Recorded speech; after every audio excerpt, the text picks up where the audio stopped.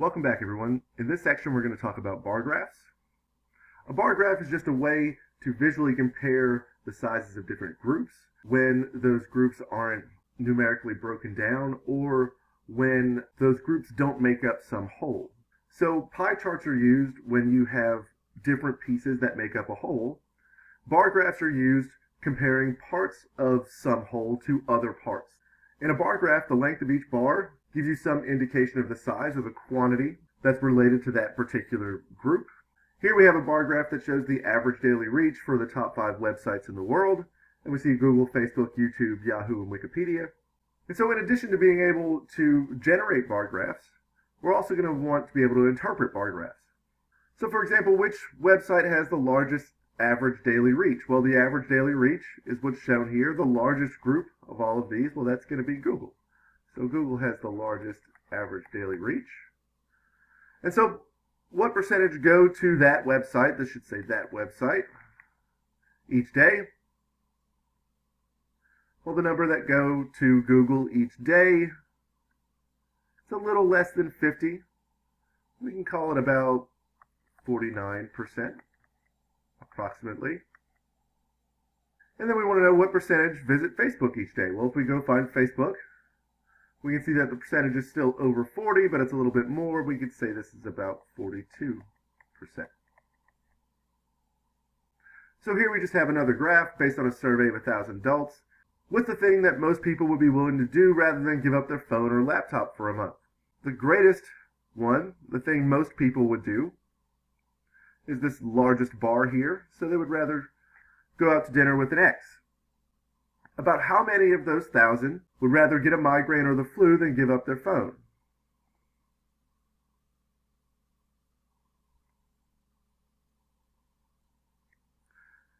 Well, if we look at this bar graph, we can see that it's about 12%.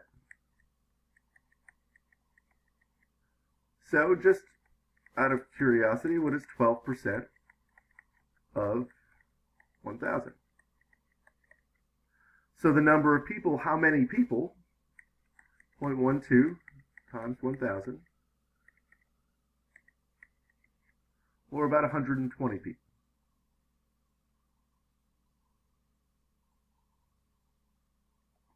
Now, why did the last question begin with about? Well, here we're going to be estimating. We don't know exactly where this line falls, but we can get approximately how many there were by estimating, which we'll talk more about in the next section. So whenever you draw a bar graph, you want to include bars for each of the separate groups. And then the height of each bar is going to be representative of the size of each group. So here we're just going to draw a bar graph that represents these values in the table. Our response percentage is going to go over here.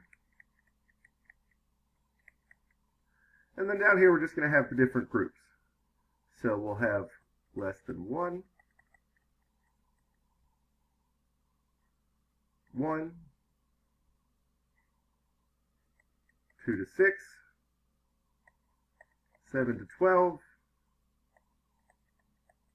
more than 1, and then don't know. So here now we just want to write bars that represent these different percentages. So we can do this 4%, 8%, 12%, 16 and 20%, 24, 28%, and then 32 all the way at the top. So if we want to make a bar for those less than 1, that's about 18%, so that's going to be halfway in between these two.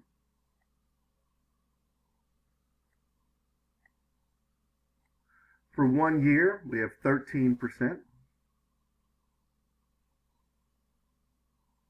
which will be just above 12. For 2 to 6 years, we have 32%, so that's all the way up at the top.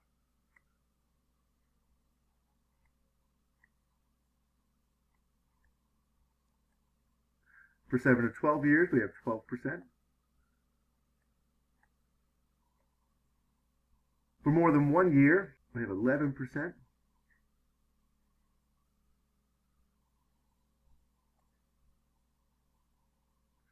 And then don't know, refuse to answer was 13%. So just about 12.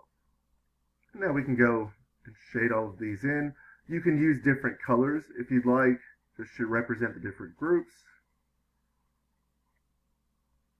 But the idea is to have different bars that represent each of the particular response rates. So we're going to use this bar graph to answer some questions. First, we want to know, did Ford lose money from the overall period from 2007 to 2011? Or did they make money? Well, they lost, this is in billions of dollars, they lost $3 billion in 2007, $15 billion in 2008. Then they gained $3 billion, gained 7, and gained 20. So the total amount gained, or the total profit, is $30 billion. The total loss, negative $18 billion. And so they made money. And how much did they make? Well, they made $12 billion.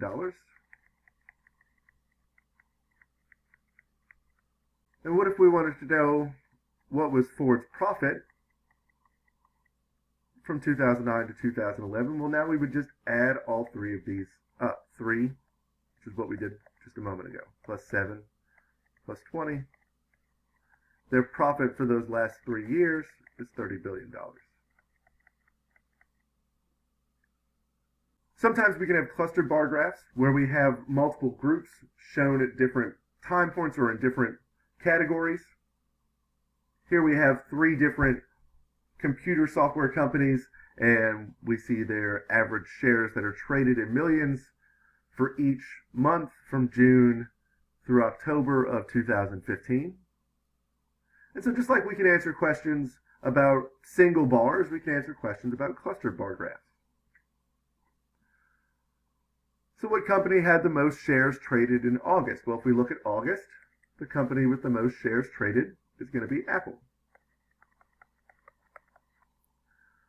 What company had the least shares traded in June?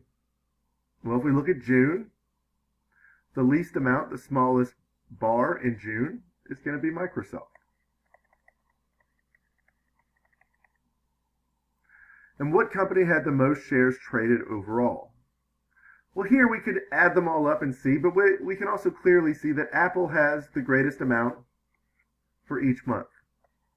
So overall, if we added it all together, this would be Apple. Finally, I want to show you just the steps to make a bar graph in Excel. So I'm going to pause here for just a second and switch over to Excel. Okay, everyone, so here I've switched over to Excel. And now we want to make a bar graph of this particular data. We have the learning style, and we have a score for that learning style. If we want to make a bar graph of this data, we first want to highlight everything. We're going to go to Insert.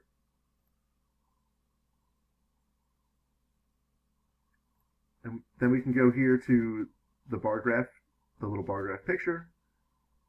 And then we can choose this 2D column here. And here we'll see each of the different groups and their different scores. We can edit a few options here by adding axis titles to include learning style,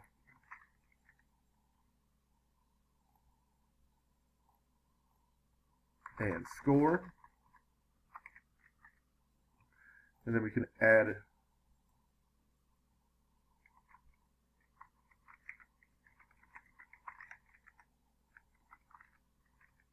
a title as well. There's a multitude of other options available here. Adding labels to the data will show you the numbers above them. You could also make it into a table, and so on.